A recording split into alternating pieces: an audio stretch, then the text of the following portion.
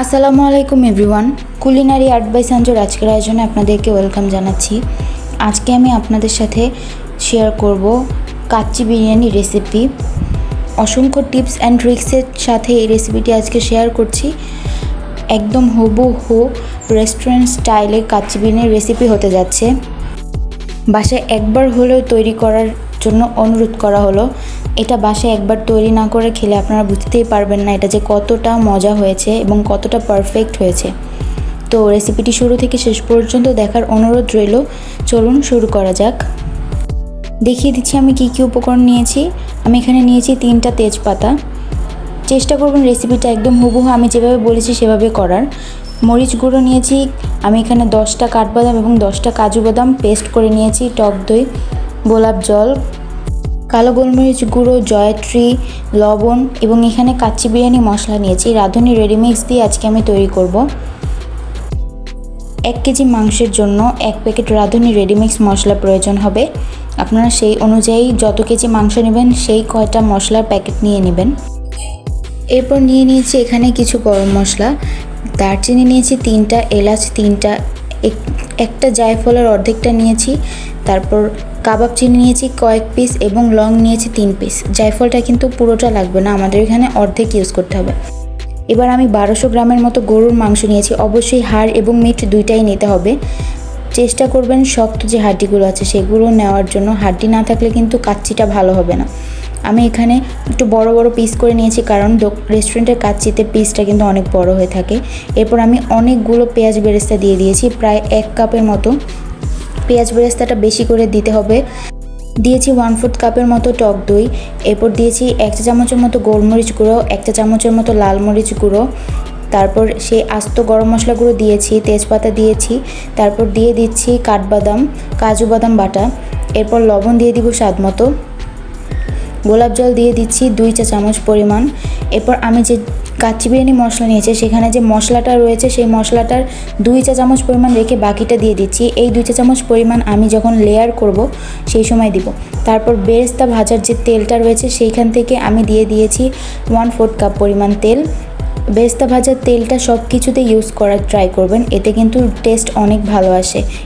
এটাও কিন্তু একটা টিপস আপনাদের জন্য। এরপর খুব ভালো মতো 4-5 মিনিট মেখে নিতে হবে। আমি কিছুক্ষণ 2 মিনিটের মতো মেখে নিয়ে এরপর আদা রসুন বাটা দিয়ে দিয়েছি।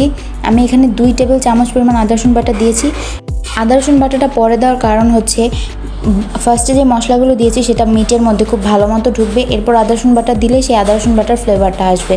তারপর আমি এখানে টমেটো সস দিয়ে দিচ্ছি 2 টেবিল চামচ পরিমাণ। এটা দিতে ভুলে গিয়েছিলাম, এটা অ্যাভয়েড করবেন। এরপর ভালো মতো মেখে আমি 40 মিনিটের মতো এটাকে রেখে দিব ম্যারিনেট হওয়ার জন্য। তারপর আমি এখানে চাল নিয়েছি।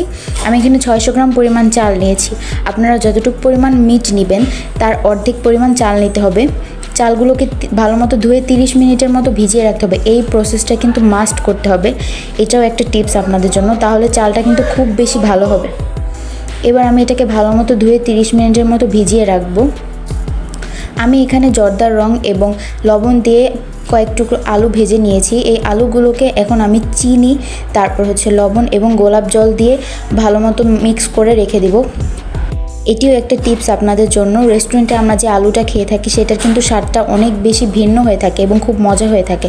এই টিপসটা ফলো করলে আপনারা সেম টেস্ট পাবেন। এরপর আমি পর্যাপ্ত পরিমাণ পানি দিয়ে দিয়েছি। তারপর যে আমাদের কাচ্চি বিরিয়ানি মশলার মধ্যে প্যাকেটটা ছিল একটা আস্ত মশলার, সেই প্যাকেটটা দিয়ে দিতে হবে। দিয়ে তারপর পানিটা খুব ভালো মতো যখন ফুটে উঠবে তখন সেই চালটা অ্যাড করে দিতে হবে। তারপর পর্যাপ্ত পরিমাণ লবণ দিবেন। এখানেও একটা টিপস দিয়ে দিচ্ছি আপনাদেরকে, লবণটা এ পর্যায়ে সামান্য কিছুটা বেশি দেওয়ার ট্রাই করবেন, কারণ চালের মধ্যে যতটুকু পরিমাণ লবণ যাওয়ার সেটা যাবে, এরপর বাকিটা তো পানির সাথেই চলে যাবে। তাই অল্প একটু বেশি লবণ দিবেন, একদম বেশি, অনেক বেশি না। তারপর যখন 60%-এর মতো চালটা সিদ্ধ হয়ে যাবে, চাপ দিলেই দেখবেন যে চালটা গলে যাচ্ছে বাট একটু দানা দানা রয়েছে, মাঝখান দিয়ে ভেঙে যাচ্ছে। সেই পর্যায়ে নামিয়ে নিতে হবে। ভালো মতো স্ট্রেন করে নিব আমি। এবার খুব ইম্পর্ট্যান্ট একটা টিপস শেয়ার করব।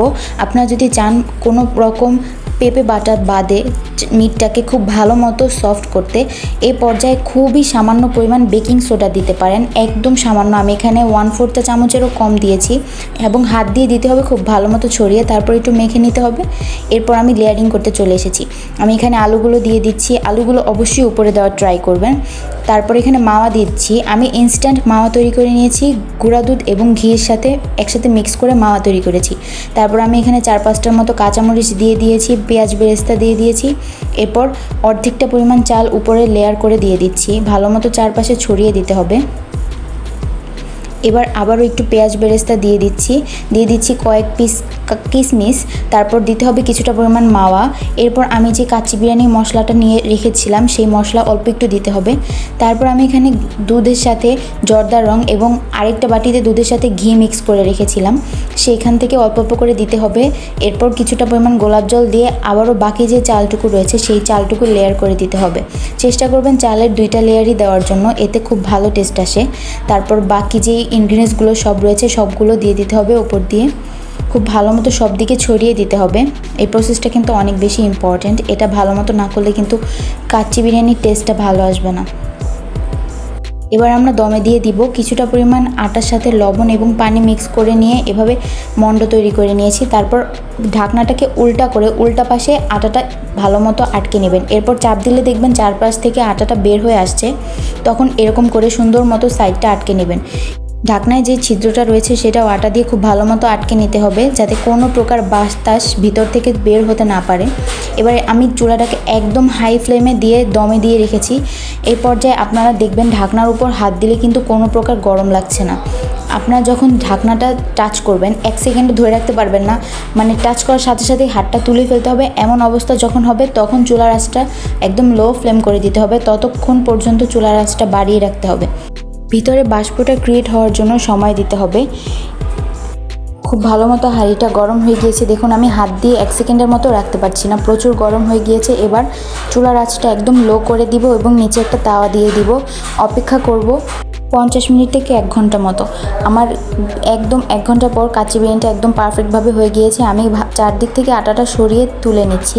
ও এই পর্যায়ে আমি কিন্তু আলু বোখরা অ্যাড করেছিলাম যখন দমে দিচ্ছিলাম, সেই ক্লিপটা নিতে ভুলে গিয়েছি এবং আলু বোখরা অ্যাড করে দেখাতেও ভুলে গিয়েছি। আপনারা ক্ষমা সুন্দর দৃষ্টিতে দেখবেন।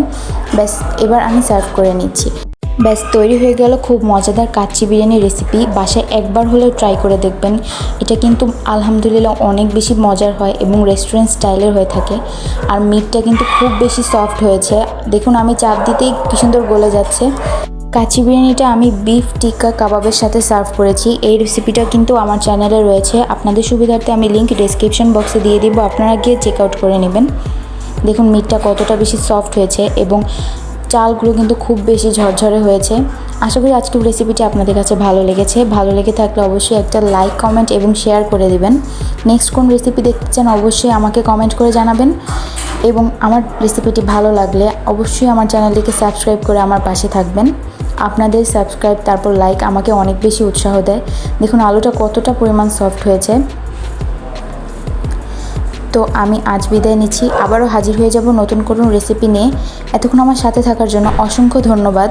আর চ্যানেলটিকে অবশ্যই সাবস্ক্রাইব করে দিবেন। সবাই খুব ভালো থাকবেন। আল্লাহ হাফেজ। আসসালামু আলাইকুম।